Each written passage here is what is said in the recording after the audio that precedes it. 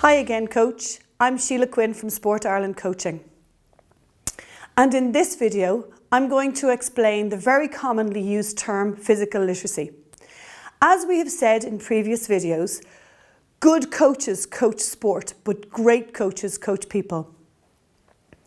These coaches also understand that the vast majority of children will not become international athletes, but all of them have the potential to remain involved with sport and physical activity for life.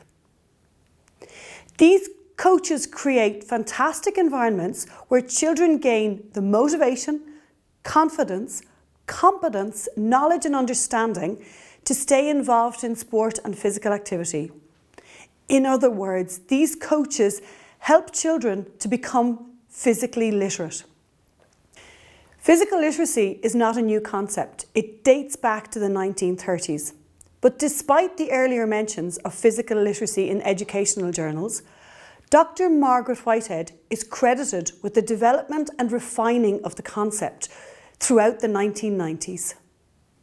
Physical literacy is an evolving and debated concept, and therefore multiple definitions have been created by different sectors and countries.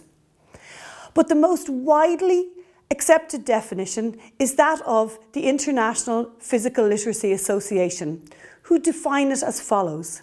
Physical literacy is the motivation, confidence, physical competence, knowledge and understanding to value and take responsibility for engaging in physical activity for life.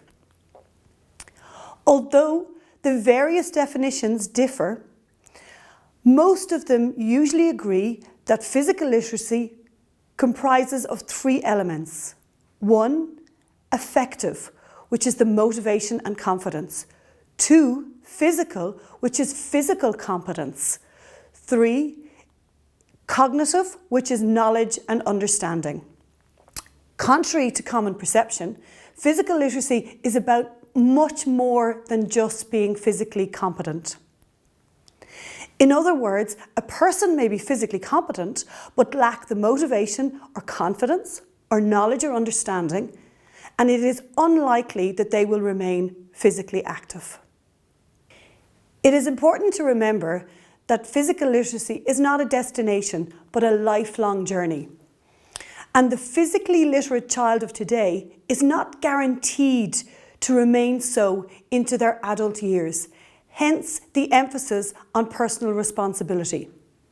And this journey is important because research shows us that active people live longer and healthier lives, which leads to a whole range of individual and societal benefits. All three elements, the affective, the physical and the cognitive, are important, and they're all interconnected. How important they are and how they interconnect varies across the lifespan. Understanding this is the focus of much of the research that's currently going on in the field. Okay, so what does all of this mean to coaches and coaching?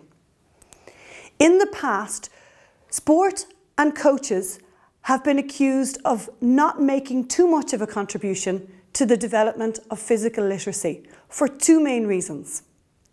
1, sport is seen as focusing only on the talented and the gifted athletes and not caring much about promoting activity across the lifespan. And secondly, sport has mostly been concerned with the development of sport-specific skills rather than the broad foundation of physical competencies which support lifelong engagement. Thankfully, over the last 2 decades, this has changed. And sports movements in many countries have started to take more responsibility for the promotion and provision of physical literacy.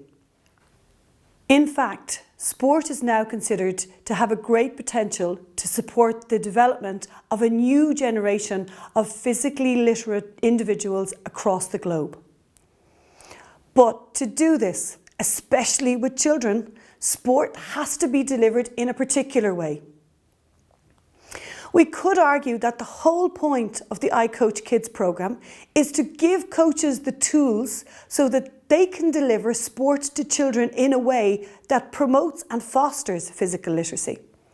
The iCoach Kids pledge we described in Course 1 represents this paradigm shift, which reinforces and highlights the contribution coaches can make to physical literacy and to the development and well-being of every child in their session. Coaching in this very holistic way will impact on all three elements of physical literacy, developing the whole child. By being child-centred, we can customise our delivery to the needs of the child. Other examples include being inclusive and engaging parents in a positive way to enhance the affective component as well as the physical component. You will find many more examples of this in the downloadable study guide. Okay, so as Sergio mentioned earlier, the rest of this MOOC will provide you with the knowledge and skills you will need to bring physical literacy to life in your sessions. Thank you again for joining the course. We hope that you enjoyed it and that it will help you to become a better coach. Keep calm and coach on.